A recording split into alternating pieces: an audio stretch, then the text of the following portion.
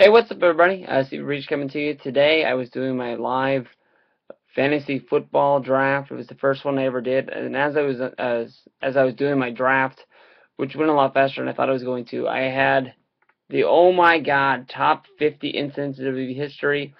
I would love to do a review on this, but I didn't even watch it on the Blu-ray. I've opened this for when I made my unboxing video, and that is all I've done. I went like this. I said, hey, go out and pick this up. That's what it looks like. Can't wait to watch it. And it's been a year now, and I haven't watched it. I was planning on watching it with a buddy, and it never matched up our times on Skype. But honestly, if you want my quick thoughts on it, three things into this, I was pissed off. It started out nice, number 50. They do the Andre title change with Hogan, which I thought was one of the most monumental things of my time as being a wrestling fan. And I watched that show on DVD at least once a year. I have it on a bootleg DVD set of all the Saturday Night's main events and main event set that I have in my collection. Pretty lucky to have it. I'm not sure if it's on the Saturday Night's main event set or not. If it's not, it's a gem that needs to be on there. But the whole show for that builds up to that, and it's very, very good. Probably one of the highest rated wrestling things on TV of all time, since it was on NBC, normal television, before they had 6,000 channels on cable. But basically from there we go to the Nexus thing. One of the most recent awesome things I can think of was number 49. And then number 48 was Undertaker getting chokeslammed by Big Show through the ring like this. Which to me, when I watched it, was just a normal, whatever moment to end the show.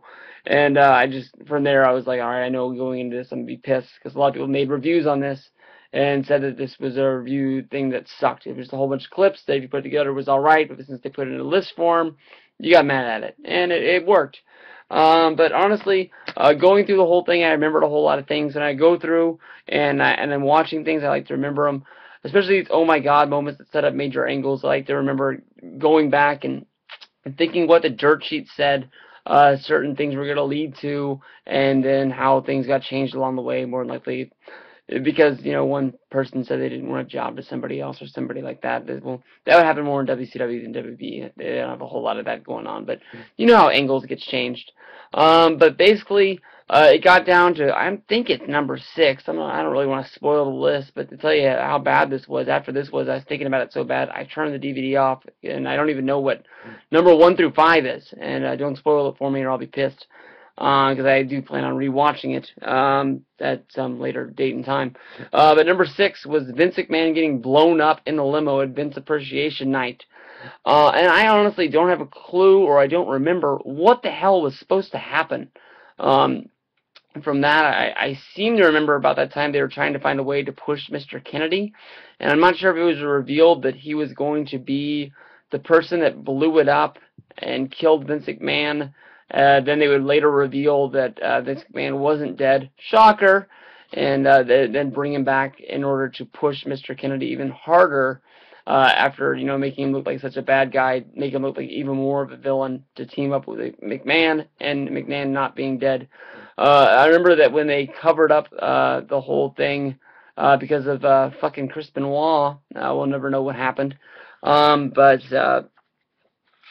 remember that they were trying to cover it up. They were going to say that Mr. Kennedy was Vince McMahon's son, and the angle they did is to cover up when Vince came back, which then later went to Hornswoggle, which I do believe is mostly because of the steroid thing, if I'm putting the pieces of the story together right. But a whole lot of this is all questions and just open discussion forum on what it's supposed to be.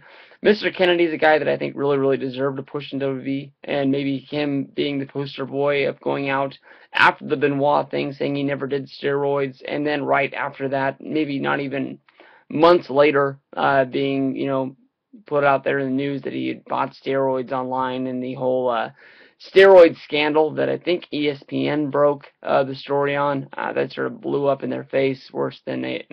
we won't go that bad. Jim, you get the joke. But,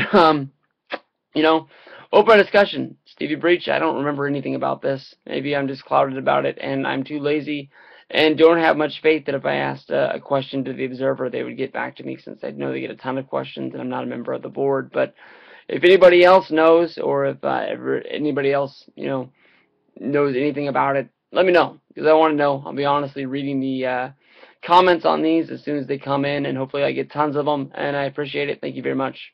Peace out and goodbye. Hey, Luke, nice talking to you. Talk to you later, buddy. Hey, how you doing? You doing good? This is about the weirdest ending I've ever done. I should have pressed that button, but honestly, I started talking because I scrolled and missed the button, and now I'm covering up, telling you what I'm doing while you're watching me watch myself in the computer screen. I know with the sunglasses, everybody can see what I'm looking at, and I'm looking at myself, and I'm going to press the button now. So really, you guys should have left maybe about a minute ago, but yeah, whatever.